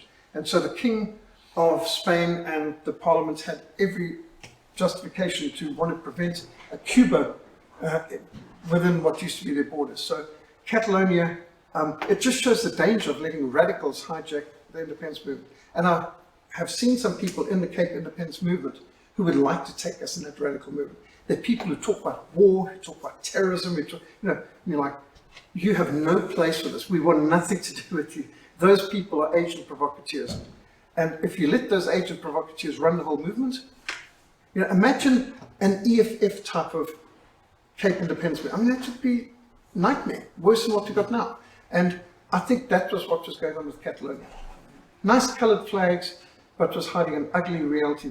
The whole thing was a security risk for the people of Spain. Sadly, not that Catalonia doesn't have a legitimate case for independence, but the people who came to run the whole thing, where their funding came from, I'd be interested to know, but I think that's a whole scandal in itself. Sadly so. Other comments, observations? Just that not so much that there's going to be that outright civil war, but if you look at what happened in America, these people, they come along and they just, oh, well, it just so happens that you lost the vote. Sorry. And then, and we feel that you're terrorists now in America. And that's correct. at that, and they just surrounded the parliament with military, and it looked like a military dictatorship all of a sudden. Which actually it is. It wasn't an inch of violence. In fact, they were agent provocateurs doing useless things. They got no strategic advantage whatsoever when they went into the capital building, except get everybody into lots of trouble. That's exactly correct. Now, again, that's an example of agent provocateurs infiltrating the movement. I've got every reason to believe that there are agent provocateurs being infiltrated within the Cape independence movement to try to derail it, not just to distract, but to derail it. And you've got to expect that anything important these days, war is not so much done on the outside, it's done from inside and done surreptitiously and done in the other person's uniform, and so, or civilian clothes for that matter. So one has to be cautious and careful, but that's why we've got to do things thoroughly, legally, wisely, clearly, and in the light. There's no place for subterfuges on here. It's the other side who want to do these things, dirty dealings in the dark. We talk about openly, peacefully, legally, in terms of legislation and the clear support of the majority of the voting age people in the Cape. Lenora. But if you speak to anybody who's typically voted for the DA, they will say, oh, well, but you can't keep voting for all these tiny little parties because it amounts to nothing and we've got to stand up against the ANC, therefore we must vote for the DA. What do you say to them? Well, just bear in mind that we have always beaten the ANC in the Western Cape. So, for example, there was a time when the Cape Province, Cape Peninsula, City of Cape Town were all controlled by the DP, the Democratic Party was the biggest party, but still a minority. And then they had an alliance with the National Party and with the ACDP. And the three formed together a troika. And they managed to rule, and in fact the DP at that stage was a lot more reasonable and not so pagan as it became later, once they got the majority. So if you go to a place like Switzerland or the Netherlands, there's never a majority party. You have to have coalitions because there's no part that has a majority, and that's actually healthy for democracy. When you get a bloated party that's got a massive majority, they just get more corrupt with every election on. So it's much better to keep them lower. So when people say, oh, if you vote for a small party, it's a vote for ANC, not true. The South African voting system is proportional representation. No vote is lost. Those votes can be shared out proportionally, and then those parties can form alliances, which they already said they would, and which they've done. So we had a time in the Cape when I remember the DA could only rule with the Freedom Front and the ACDP. In fact, at that stage, the DA had, I think, Deputy Mayor was ACDP and Town Clerk was Freedom Front. And at that stage, the DA was so well behaved and they're so much more efficient. But the moment they got a majority, they became arrogant, they became more pagan, they became more LGBTQ, and next thing it was they were running roughshod of everyone else, and you've got nowhere else to go but us. And it's not true. So the ANC has no chance of winning the Cape in terms of demographics. It just has never worked out. They've never gotten more than 29% to vote in the Western Cape. The ANC is having their supporters leaving them in droves anyway. The biggest danger in the Western Cape isn't the ANC anymore. But the DA is convinced that although they already have a majority in the Western Cape, they're going for the country. And they've just moved the DA's headquarters from Cape Town. They've fired all their Cape Town staff. They've moved up to the Transvaal. They've made in Gauteng some headquarters, Pretoria or Joburg.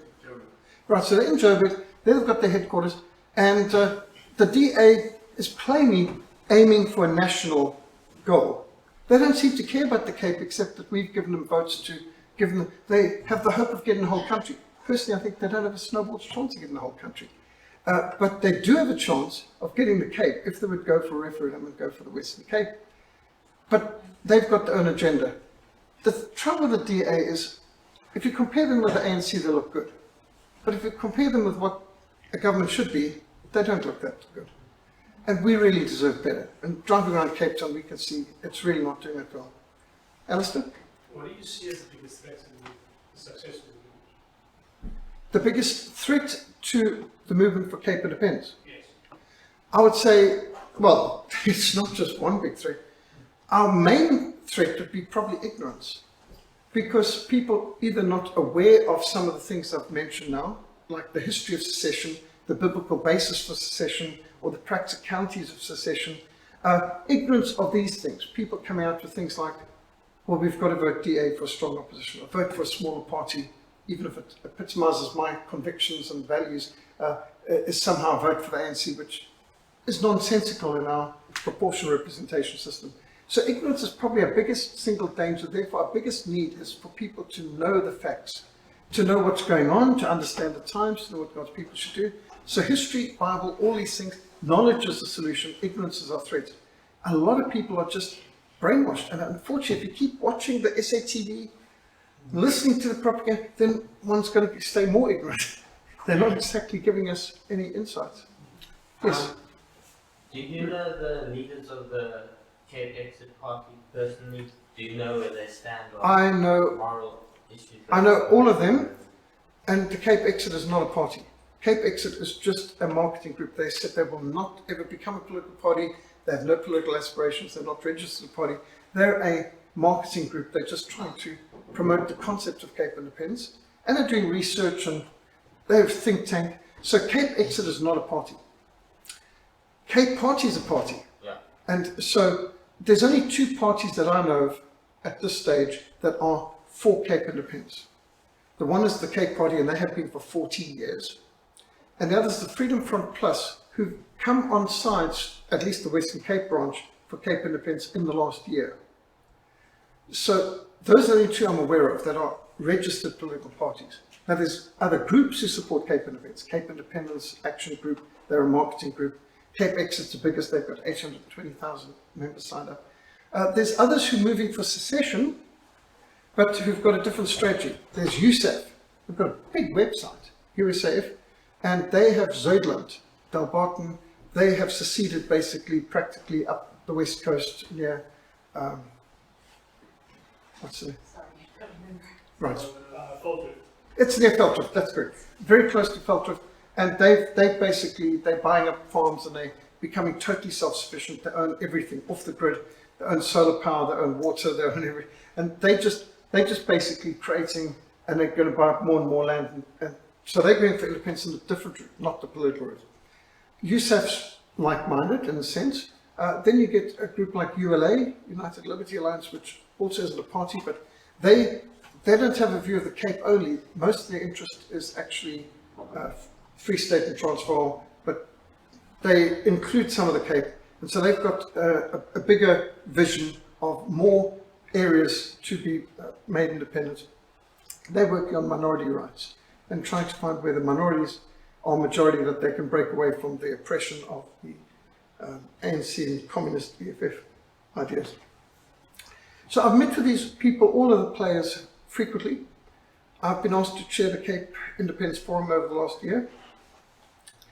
I've met with them socially, I've interviewed and I've interrogated and cross-examined, and I think I've got a pretty good idea where they all stand in some way. What's your next question? I think the question is, what's their moral position? Oh, right. Is that correct? Yeah. Right. So some of the people that we're dealing with are Bible-believing, pro-life Christians. Others are secular people. Some are Muslims. In fact, there's whole Muslim groups are very enthusiastic for Cape Independence too. And I've been invited to speak in mosques and so on to groups that are thoroughly interested in Cape Independence. Intriguing. The vast majority of people supportive of Cape Independence right now would be coloured people. The Cape coloured community, especially Mitchell's Plain, very strong for Cape Independence. And their case is pretty good and strong. So, for example, I was at a conference with 50 of them, and they were saying, why is it that we cannot have one single policeman in our area in Mitchell's Plain, from Mitchell's Plain? There's not a single coloured policeman in the SAPS branch. There's not a policeman who speaks our language, which is Afrikaans.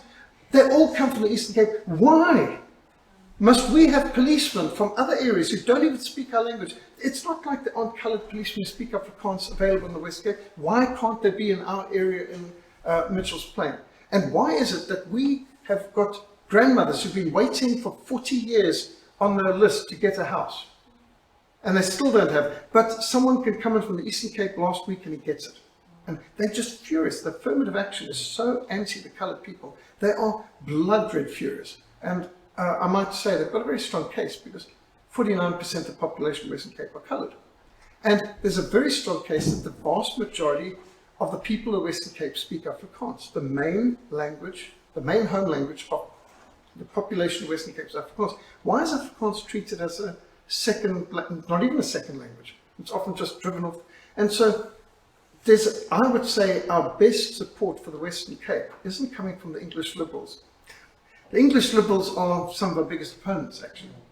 Our main support's coming from coloured people, Afrikaans-speaking people, and there's surprising amount of black people in the Western Cape who are fed up with the lies and the deceit and the corruption of the ANC and would love the idea of Cape Independence. So at the moment, it's, you know, when you look at the Muslims, this isn't, some people, I remember at one point, Cape Exit was being slandered in the media as, it's just a bunch of white Afrikaners, Cape Exit. Well now, after the last Cape Exit Congress, they've been called, it's just a coloured group. So, you know, this is the thing, they like to put you, they like to put them in a box and label, but you can't put Cape Exit in a box. It's across the board, demographically, linguistically, it's wide. And it's not just Christians, it's not just secular. And what makes it work? Well, how can the Cape work? We've got a lot of Muslims, a lot of Christians, a lot of secular people. We've got Jews, Buddhists, Hindus, Hare Krishnas. There's a lot of things in the Cape. There's a lot of languages and cultures. And how on earth can it work?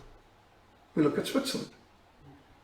Good fences make good neighbours, cantons, decentralisation. You know, in Switzerland you can have a Catholic German canton, a Protestant German canton, a French Catholic canton, a French Protestant canton, an Italian Protestant canton, Italian Catholic canton. And that's the way it works, that they can all work together on a federal basis because they're all safe in their own areas where they control their own police, they control their own taxes, and they make the laws.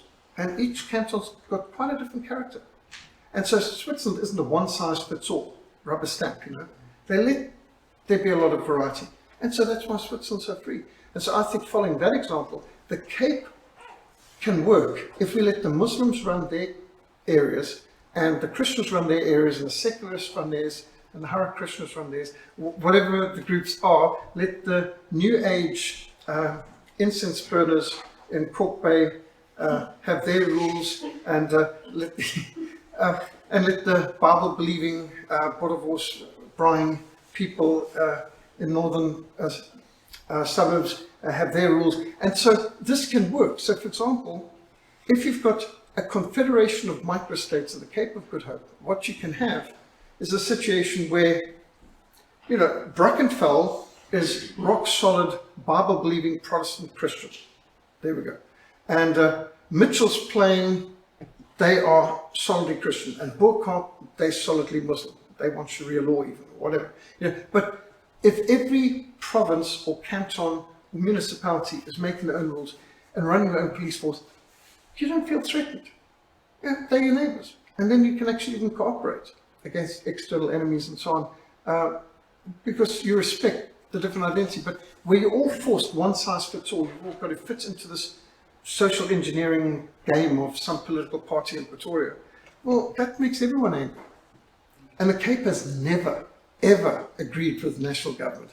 We have been the biggest opposition and pain in the neck for the old National Party government and for the ANC, because the Cape is otherwise. You can't fit the Cape in the box of the rest of the country. Between the Green Party and the Freedom Front, who would be the most Christian and who would actually put into place a canton, or not canton, but like that kind of separated system? Yes, well, I must say, personally, I know and trust the Freedom Front for a very long time because I knew General Viljoen, fought under him in the army, and he's the founder of Freedom Front Plus. And so I must say I've voted for them nationally in every election since '94, as I voted for the ACDP provincially in '94 and '99. But lately I've come to see the Cape Party as ideal for provincial because they're an obvious vote for Cape independence and to have a counterweight. So to me, I think I can solidly recommend anybody to choose to vote for the Freedom Front Plus or choose to vote for Cape Party, but I think those are the two best parties, principle-wise, to look for what's best for the Cape. If you're going to ask who's the most Christian, Freedom Front Plus. But Cape Party's policies of absolute decentralization leaves room for Christian communities to produce a Christian municipality, and their philosophy is more libertarian. In other words, they believe government shouldn't be interfering in people's personal views. So they would go for defunding everything and letting everything be in the hands of private people, and central government's got next to no power except national defense. So the libertarian approach is a nice counterweight to the centralized, but they're not expressly Christian, but they're totally wide open to Christian influence and candidates.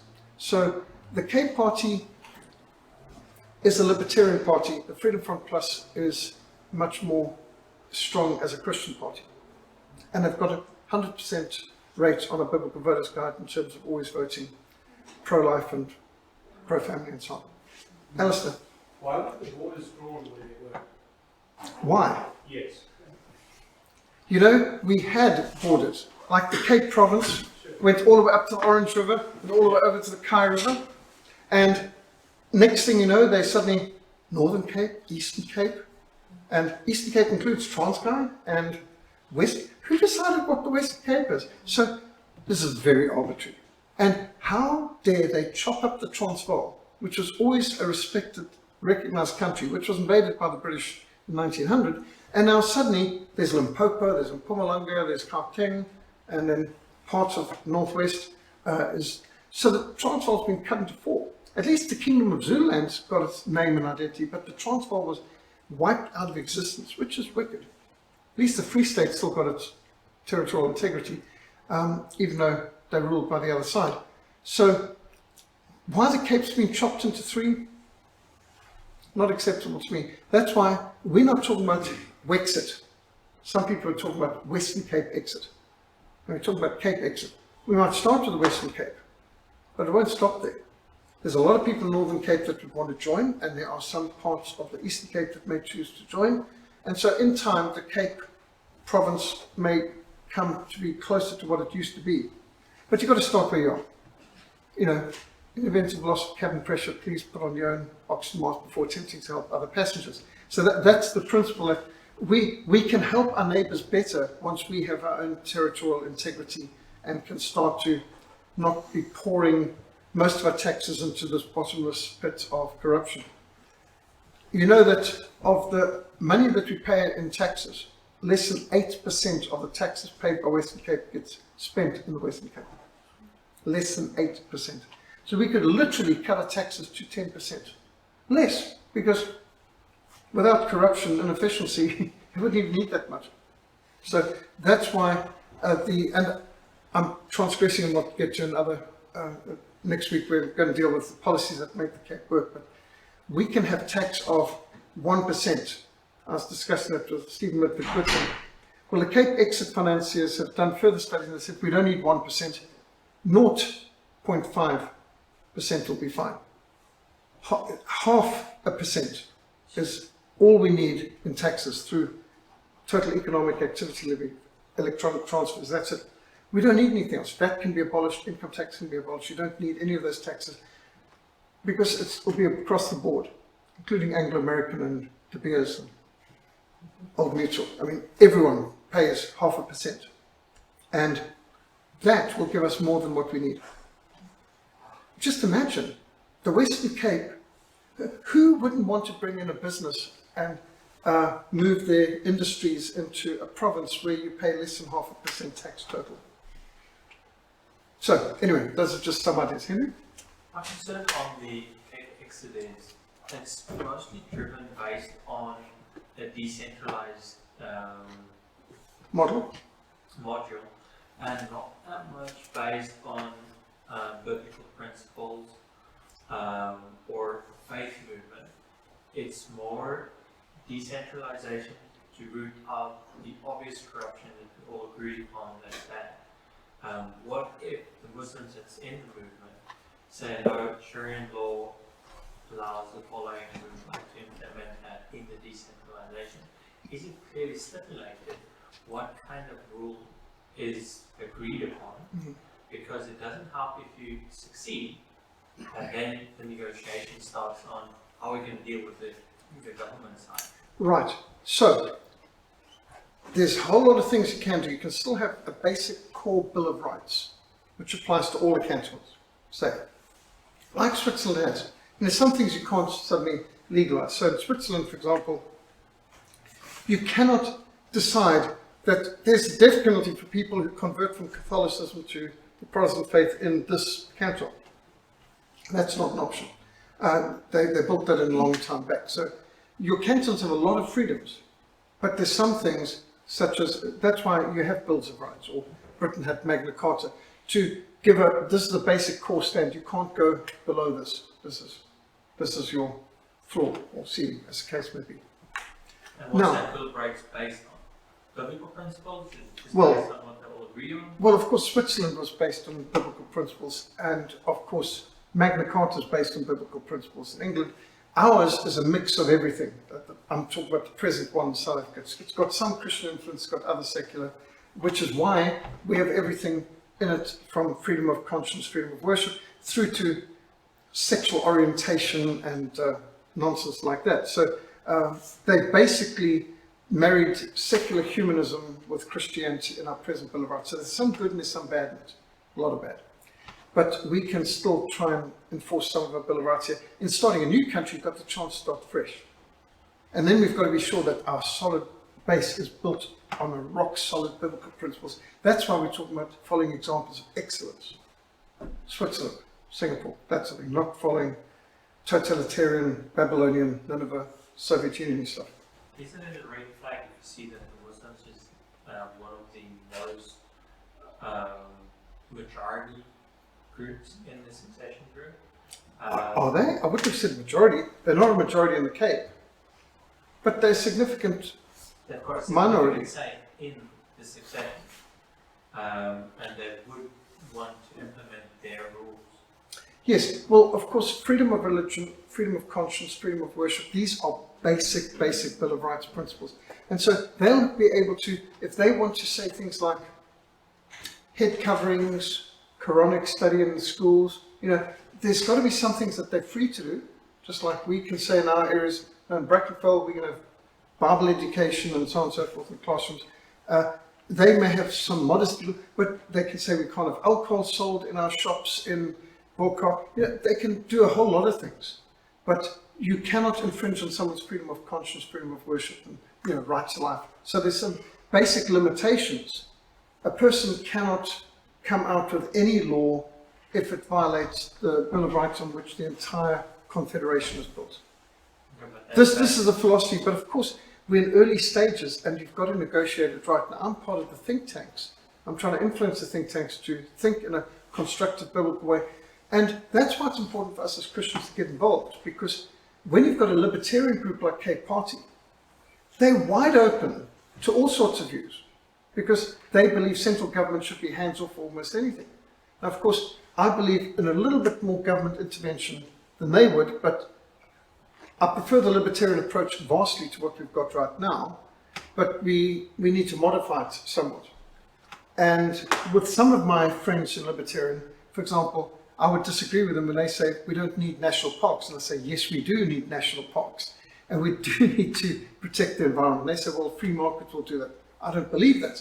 The free market can rip up everything, just like Newlands Forest would have been totally destroyed long before now if it hadn't been brought up and preserved as a national park with the foresight of Cecil Rhodes or Kruger National Park or Kruger and so on, or Etosha by Kaiser Wilhelm. You need foresight to protect some natural resource for the good of the whole country. So I'm not that libertarian that I'd say we don't need national parks.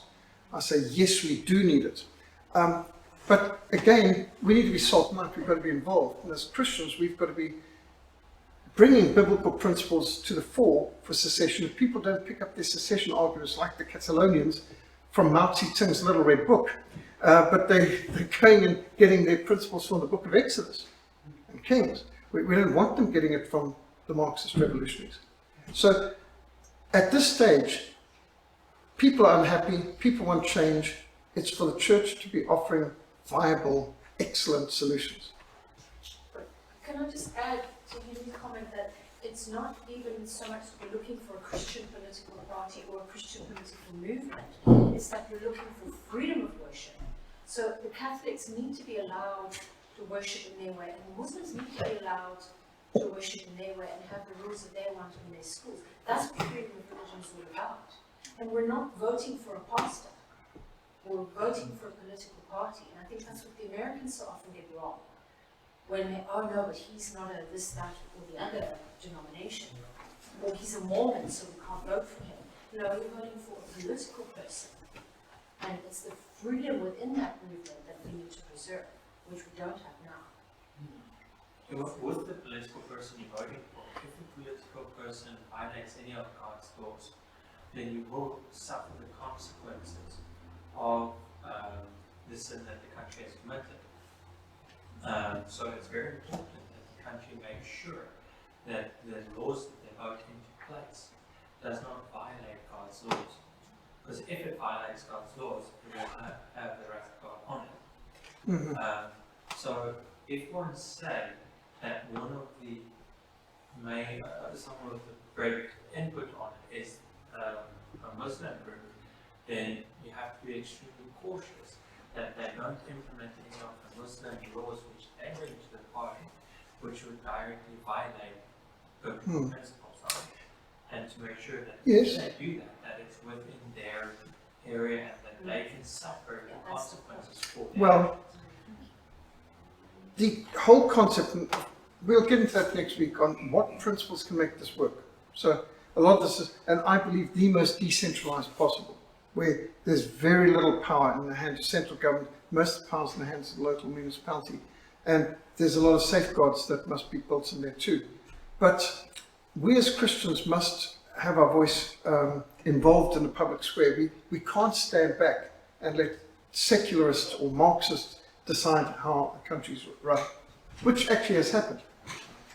And right now, I think there's a tremendous opportunity for us to be in the forefront, involved with the Cape and Defence movement, which is a dynamic movement with many different strains and varieties and emphasis, because the Cape is a very varied area. This is a phenomenal cosmopolitan community. We are a port city. We are, as William Carey pointed out 200 years ago, Cape Town is the hinge between the east and the west. What other cities sit astride two oceans? A cold ocean, a warm ocean, Cape of Storms. We've got so many different language groups, religions. We can go out in Cape Town and do Muslim evangelism amongst Somalians and amongst Saudi Arabians in Cape Town, huge communities. I mean, there's just this Nigerian congregations, there's Congolese congregations in downtown Cape Town that I've got an invitation to minister. We have tremendous variety here. How's this going to work? The only way it can work is decentralization, good neighborliness, respecting neighbors. And if we've got a system where people don't feel threatened, you will find a lot better good neighborliness where people know just because you're doing it like that in Burkop doesn't mean we have to do it like that in Rondebosch. We are different communities and different municipalities. We respect one another's jurisdiction, but there must be a unifying principle. And I think a basic Bill of Rights that asserts these key principles: right to life, freedom of worship, these sort of things, freedom of movement. We're going to have to re-emphasize a lot of things like government has no right to tell you that you must wear a mask or close your business or can't exercise. And basic things, you have to close your church. No government ever has. They can give advice. Government could say, we think that this virus is so serious that you, and we could say, okay, or no. And it's not up to them. We're meant to be the people who rule this country, and they're just meant to be civil servants. And so to have, dictatorship by Fauci and co. So I think what's going on in the world right now illustrates why we need a more libertarian structure where we decentralize everything much more. And so the libertarians like Rand Paul, for example, in America have argued very well a libertarian case, which is, now they do go further than I would go, but nevertheless, they are saying get the government out of almost everything that's involved now, which is super good. If you ever hear Rand Paul's arguments, he's so logical and so factual. It's a breath of fresh air after these statist people who, the solution to every problem is the government must do something more. Whereas, just if the government would stay out of it, we'd do pretty much better on our own. Your presentation, pretty much all the cases for independence, the majority seem to be out of communist oppression, correct? Roughly? Not only, but yes, but in Eastern Europe, yeah, well, Eastern Europe was all, yes. Secession movements have come out of communism. So why is America falling over itself to turn into communists again? I mean, Well, that's a good question, isn't it? what's the logic there? Or what are they after? There isn't a logic. I think what's basically taken place is that Red China has bought up a lot of corporate America. And it certainly seems to have bought up the present resident of the White House.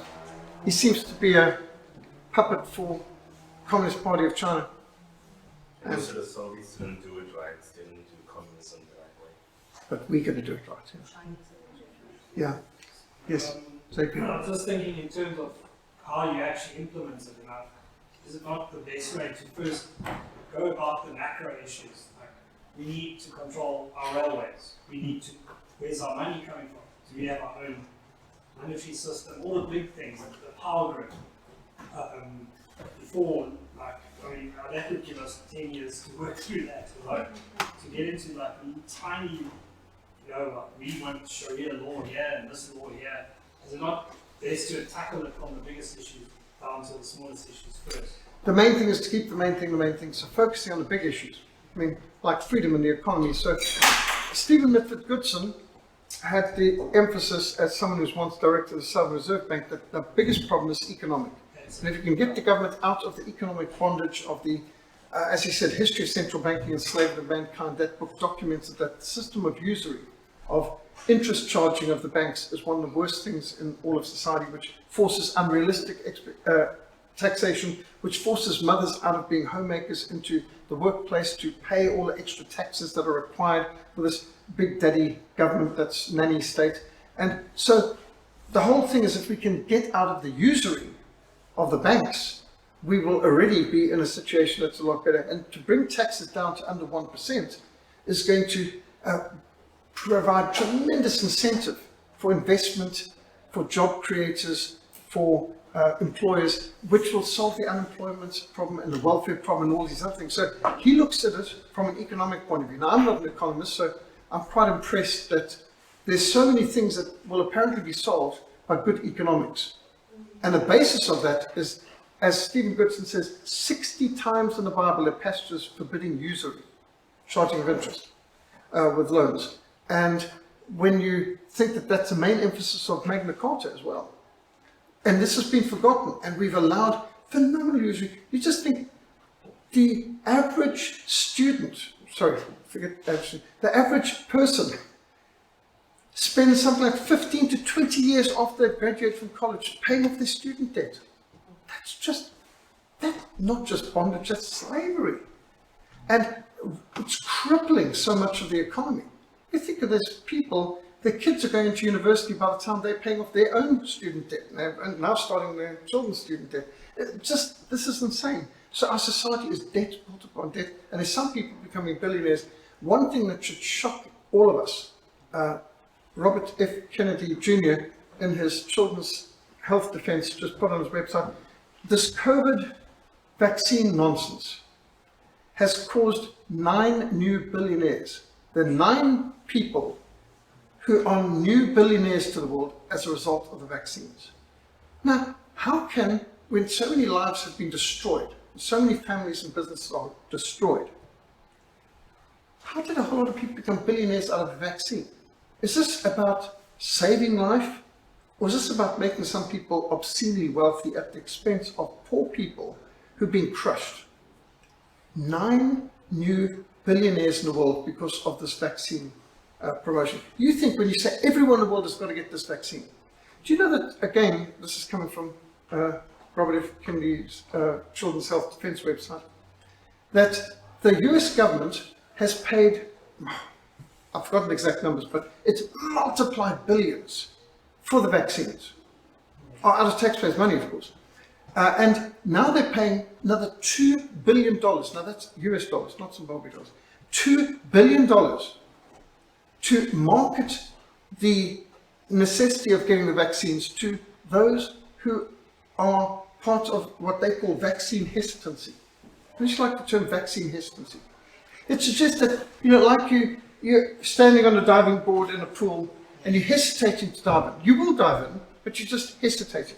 Or like the first time I did parachuting, you stand at the door and you hesitate. You will jump. In fact, got a boot in the back, so I didn't have a choice. But there's this hesitancy. So none of us are, I'm not hesitant. I mean, there's nothing, are you hesitant about the vaccine? I'm 100% decided. No, they can ice skate in hell before I'll think about taking the vaccine. So there's no hesitancy, but they're calling us to overcome vaccine hesitancy. $2 billion. $2 billion. Do you want to work that out in rand? Billion with a B. If this vaccine is so good, why do they need to put so much money into brainwashing people to get it? And then, of course, incentivizing and then threatening. And the reason I mentioned the economics is that I don't think many people are aware just how powerful corporations are. That many of these corporations are more powerful than average countries. They have more money than average country. Yes. If you actually Yes. think about that, Yes. really think about that. That's They're true. actually running us, not the ANC. Yes, basically what you've got to understand is there's big tech, like Google, there's big government, like UN, and non-governmental organizations like World Health Organization, the Wuhan Health Organization. So there's big tech, there's big government, there's big pharma. And they are working they're in bed with one another. It's an incestuous relationship. When you look at the relationship between big tech, big pharma, and big government, they are running the whole show. So yes, when you say corporate, and then you find out from people like Professor Anthony Sutton that Wall Street bankrolled the Bolshevik Revolution, and he wrote books like not only Wall Street and the Bolshevik Revolution, but The Best Enemy Money Can Buy. How much billions of dollars America paid every year to bolster the Soviet Union and Red China. Best enemy money can buy. It's just beyond comprehension. If people just understand a lot of this treachery. And then you've got these people out there who really believe the government wants what's good for you. So the real conspiracy theorists are those who believe that the government cares about you, that the media would never lie to you, and a big pharma who makes billions off your sickness wants to cure you and make you healthy. I mean, Media is another question as well. We're up against a juggernaut. I mean, you showed those examples and they're brilliant. I mean, I didn't hear about them all because the media don't like to show us those examples. And they must understand that they've given this, they obviously don't like secession. no. So every single solitary, they're all going to sing from the same hymn sheet. It's going to be this very cynical outlook on a cake party. Oh, they're going to. So we are up against it. We have to also identify. I don't know how we overcome that because I see it's very difficult. Yeah, well, of course, the thing is, when you talk to almost anything about it, they're all pre-programmed to say, the ANC would never allow it. It could never happen. Well, the Soviet Union would never allow Latvia and Lithuania and Ukraine and so on to go free either. But it still happened. Yugoslavia would never allow Slovenia and Croatia. It doesn't matter that they wouldn't allow, it still happened. And it isn't up to, like you could have said back in 1980s, National Party would never allow the ANC to be unbanned or to become government. I'm sure they wouldn't have wanted to, but not everything happens the way you like. So they don't have power over everything. The ANC is not omniscient or omnipotent. And if they can't keep the water flowing, they can't pay the bills, and if they can't keep the lights on, what makes you think they can stop the people of the Western Cape saying, no thank you, bye? No. Yes? Just getting back to the comments about the involvement of big tech in government, so those who run scheme making. Do you think they would, a company like Amazon, for instance, would they get behind tech independence, or would they? Amazon? Yeah, so they're building a new headquarters in the Cape. I don't think so. I think Amazon is lock, stock, leftist. Yeah. Even though an entire Amazon warehouse was burned down by BLM, they give millions to BLM. They support them. Yeah, so even though they burned down their own warehouse. I'm using them as an example, but just big businesses, international, multinational companies, would they be supportive of something? No, I don't think so. I think the big business and the big government, the big tech, are all in bed together, along with big pharma. So no, I don't think so. Notice what happened during lockdown. Instead of locking up Macro and Pick and Pay and letting the corner shops operate, they closed down all the small shops and only let the big ones operate. That's typical, because the lockdown didn't hurt Macro or Pick and Pay or Checkers, did it? But it sure hurt the average farmer and the average business out there. Yes, the follow-up question then is just that low taxation, it's the TIL system. I mean, what companies is it, encouraging to come? So if you're in a situation where your large multinationals are actually quite comfortable, making money as they are. Yes. The sort of value that I see with the taxation, for instance, you mentioned Singapore, but I just wonder, will it have the effect of attracting this? Yes, I think it will. Hong Kong, Singapore, tax havens flourish. Now, maybe not flourish for the big tech, but it sure flourishes for a lot of entrepreneurs. That's what we want, entrepreneurs.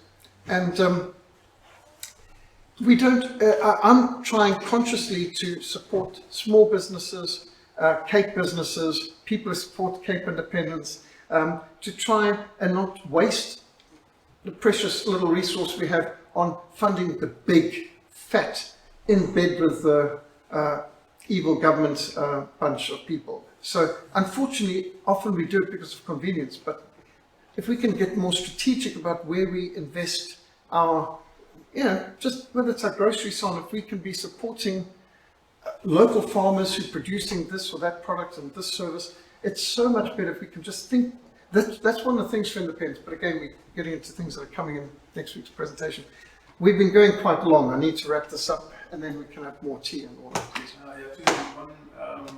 A lot of these countries that you use as examples, they got independence, but now they've taken that big step backwards and they've locked themselves into the EU, for instance. Would we stay out of the African Union? Well, the African Union at this moment is just a talking place. It isn't a common currency like European Union has gotten with the euro and so on. So I don't know if the African Union at this stage poses a real threat to us. At one stage, the African Union was talking about an African Union president, and Thabo Mbeki thought he'd be the first, and Gaddafi and him were sort of jostling for the position, and they both sort of lost their positions.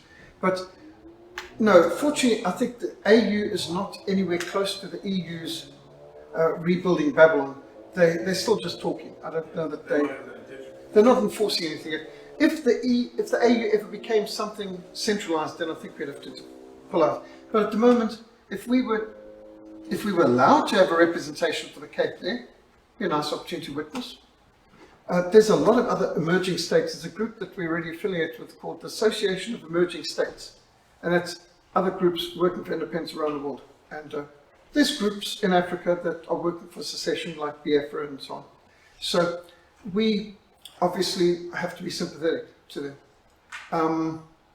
No, fortunately, we can praise God the AU is nowhere near organized as they would like to be. They were talking about a United States of Africa. I mean, that was a vision of Thabo Mbeki and Gaddafi, but thankfully that has failed. And then the other thing is, you see these contrasts between Singapore and, say, Switzerland. While Singapore might have a fantastic economy and all that, I certainly hope we don't turn into a concrete jungle like that, that we preserve a wholesome... True, but having said that, there's no graffiti in Singapore. Yeah, but just hopefully we have those yes. humane scale... They've got a very, very small... Yeah. It's a tiny island. For example, I believe that on their freeways, they've got the dividing things are movable concrete flower boxes.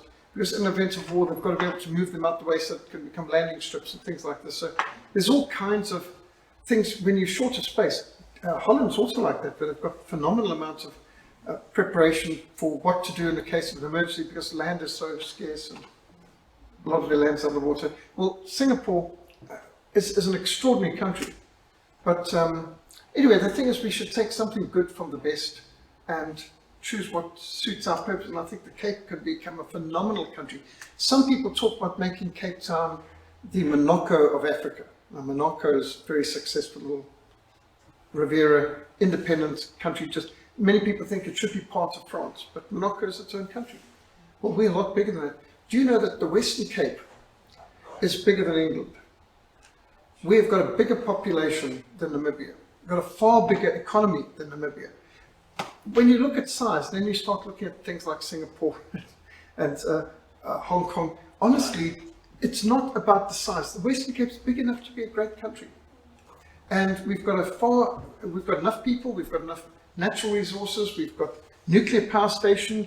Then we have people talking about the power of the waves, that we can have ocean energy. There's so much around here that we can use. We can become a really green state. In the best sense of the word, an environmental treasure house. And it's just such a pity we've been held back by a bunch of, well, I'd say dinosaur, but that would be an insult to dinosaurs, a bunch of Marxist Leninists who are stuck in the last century, worst ideas of Karl Marx and Lenin, and they haven't woken up to the 21st century and what we should be doing now. So there's a lot of things I think we can do different, better in the Cape, but we can only do it if we're free and independent.